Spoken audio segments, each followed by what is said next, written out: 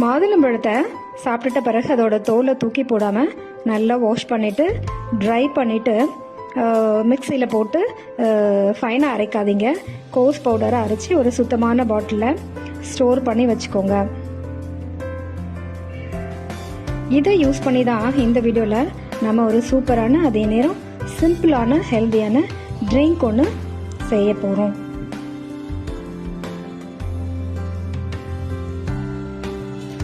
சுத்தமான பாத்திரம் ஒன்று எடுத்துக்கலாம். இப்போ நாம் 2 பேருக்கு டீ செய்ய போகிறோம்.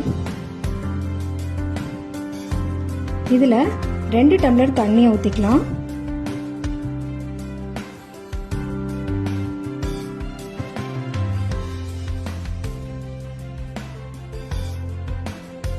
இதில் நாம் தயாரித்து வச்சுருக்கோம் இல்லையா, மாதுளம்பழ தோலை காய வச்சு கோஸாக பவுடர் பண்ணி வச்சுருக்கோம் இல்லையா, அந்த பவுடர்லேருந்து 2 1/4 ஸ்பூன், ஏன்னா 2 டம்ளர் தண்ணி ஊற்றிருக்கோம் இல்லையா, அதுக்கு 1 டம்ளருக்கு 1/4 ஸ்பூன். ஸோ 2 1/4 ஸ்பூன், அதாவது டோட்டலாக 1/2 ஸ்பூன் தூள் நாம் போடலாம். இது 1/4 ஸ்பூன். இது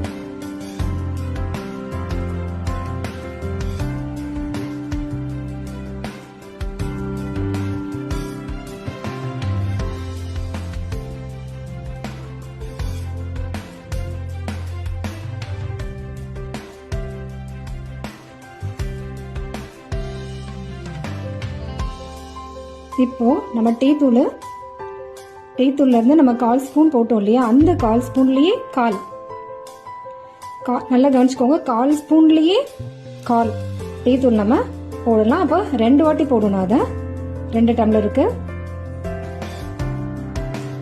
1/4 ஸ்பூன்லயே கால் 2 வாட்டி நம்ம டீ தூள் இப்போ சேர்த்துக்கணும்.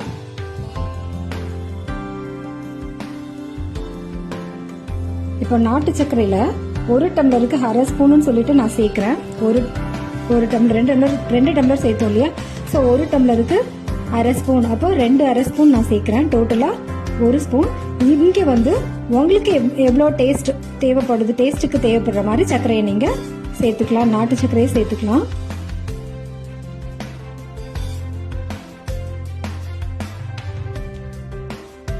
ஸோ இதை ஸ்டவ் பற்ற வச்சு நம்ம இப்போ கொதிக்க வைக்கலாம். அது கொதிக்க ஆரம்பிச்ச பிறகு 3 மினிட்ஸ்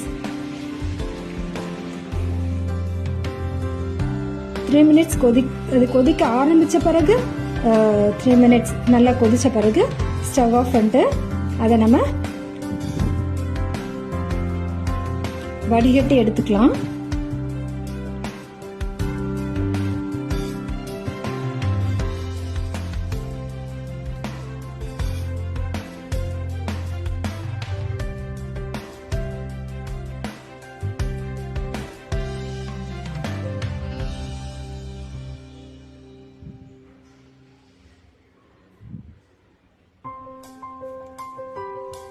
இப்போ வடிகட்டி நம்ம கப்ஸ்ல ஊத்திட்ட பிறகு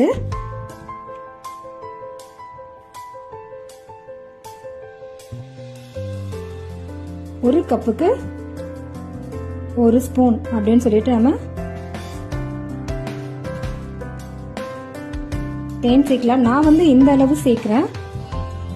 உங்களுக்கு தேவைப்பட்டா இதுல அதிகமா கூட தேன் சேர்த்துக்கலாம்.